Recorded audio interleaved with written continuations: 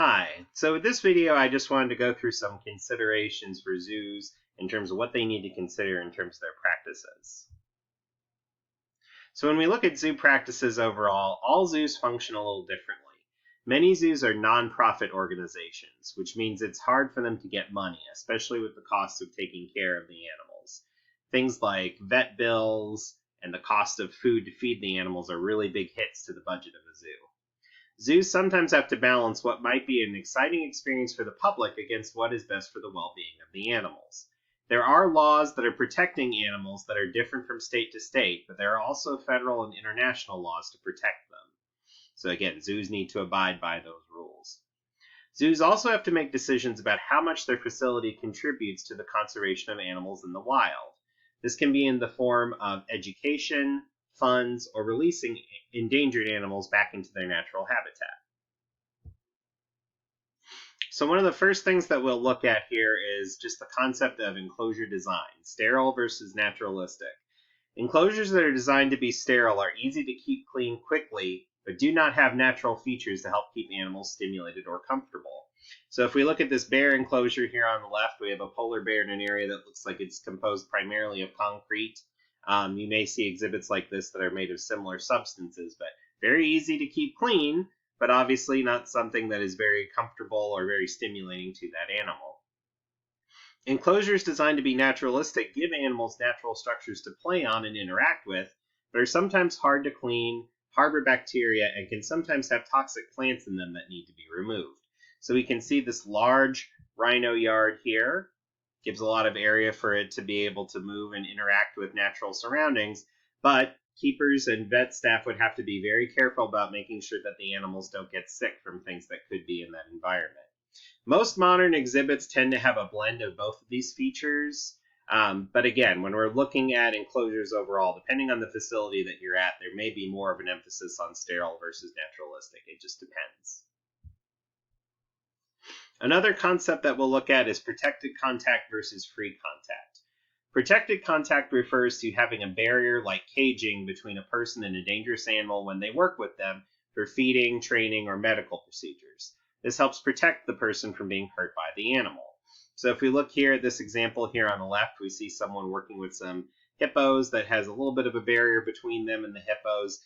It provides a little bit more protection, but obviously they're not closely interacting with those animals, and it limits some of the things that they can do. Free contact refers to having no barrier between a person and a dangerous animal, so they share the same space when they work with them. This makes it more dangerous to work with that animal, but it does make it easy to examine them closely.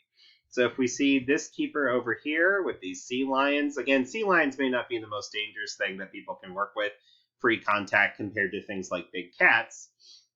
But again, they do have to be cautious when working with animals like this, free contact, but it does give them a little bit more freedom to work with them and examine them. So we're going to be looking at a few different hands-on experiences. There are really too many for me to fit on a single slide, so we'll look through a few of them piece by piece here. Some zoos have opportunities for guests to share space with animals or even touch them. These usually have to be closely monitored for the safety of everybody involved. Note that any activities like this involving primates are suspicious because they can easily transfer diseases to people. If you see something with monkeys or lemurs or apes where people get to interact with them one-on-one, there's a good chance that either the animal or the person could get sick. Some larger exhibits are designed so people can walk through them if the animals inside are relatively harmless, like small birds and mammals. So we see an aviary here on the right, a walk-through aviary.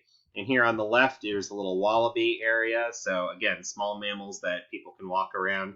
These usually have small barriers so animals can move away from people if they are scared. Another type of hands-on experience, many zoos offer experiences where you can feed the animals, either through a protective barrier or if the animal is safer, like a farm animal or a small bird, while you share the same space under staff supervision. So we can see an example here on the left of someone feeding a giraffe through a barrier, and here on the right, lorikeets being fed while the person is in the same space. One of the harder issues to control here is people feeding the animals food other than what is provided, which could harm the animal. Again, this is if people sneak it in and staff aren't aware of what's going on. Sometimes people may also try to touch the animals that get scared easily, which is stressful for them. Some zoos have special areas where you can touch animals. Usually these are animals that are safer to interact with, again, when we're talking about farm animals or fish, and the animals usually have an area that they can move to out of arm's reach if they don't want to be pet. So again, here we have a typical petting zoo here on the left, which is still pretty common to see in a lot of different zoological facilities. And here on the right, we see an example of a touch tank. And here we've got some cow-nosed rays that are moving through it. So just as an extra note with rays in this environment, stingray species used in these experiences usually have their tail barbs clipped to prevent injury to guests. Again, they don't need that barb since there aren't predators coming to get them, but it is worth noting that part of the animal is trimmed down in order for that to be a safe experience for both the guests and the animal. Another hands-on experience, there are some zoos that have what we call immersive experiences with animals, like really interacting with them at a high degree. So here we've got like a swimming with the dolphins experience or being up close with a tiger kind of experience. These experiences always require a staff member to help ensure safety. They also tend to cost more than other hands-on experiences, which help zoos make money. Some of these experiences are questionable whenever the animal involved is a predatory animal that can kill a person. So I would say out of these two, the one here on the right with the tiger is a lot more questionable than the one here on the left with the dolphin. Sometimes these animals are either sedated or constantly fed to help make it less likely that they will harm a guest, both of which can cause serious physical issues in those animals over time, either from sedation drugs building up in tissues in their body or just becoming overweight and the complications with obesity with overfeeding them.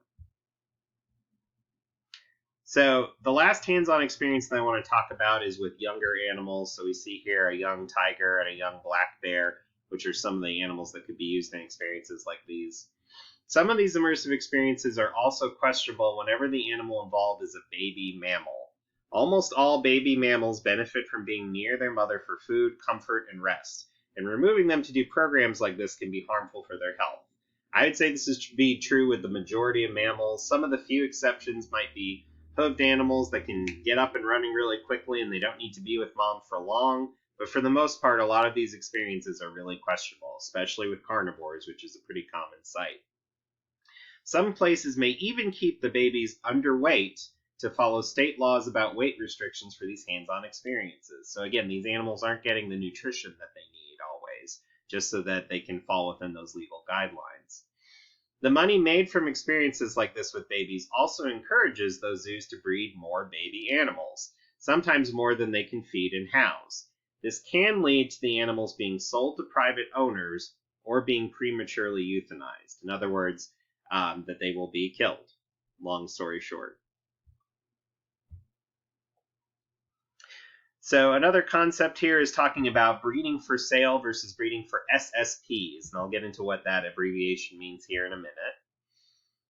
So some zoos breed animals to sell them to private owners or to game farms. It's harder to ensure animal welfare with private owners, and game farms have the goal of setting the animal up for what we refer to as a canned hunt with people who pay a fee. So that's just a situation where someone is allowed to hunt an animal in a limited situation where the animal can't really escape like they would normally with hunting an animal out in the wild.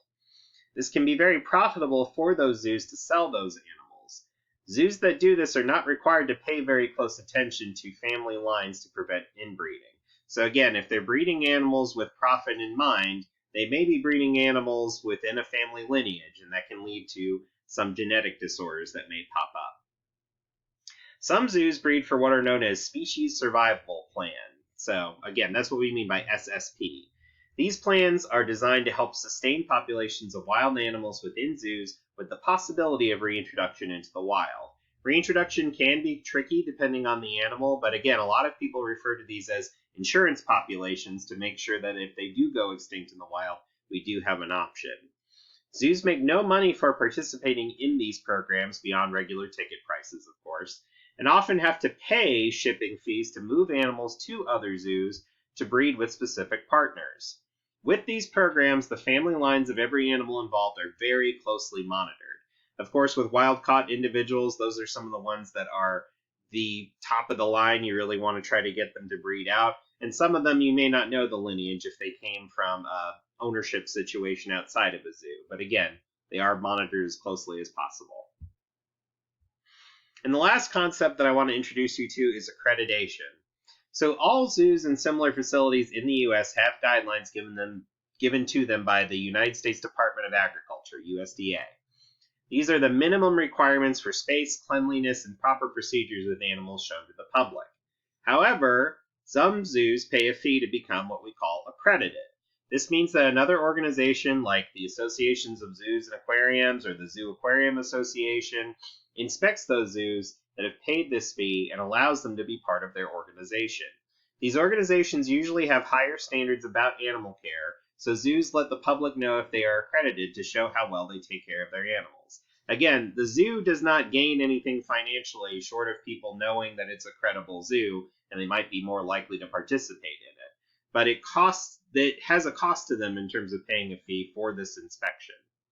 So I hope that this introduced some concepts to you about some of the considerations zoos have to think about whenever they want to operate and what decisions they have to make. So again, I hope that these concepts helped with understanding zoos a little better.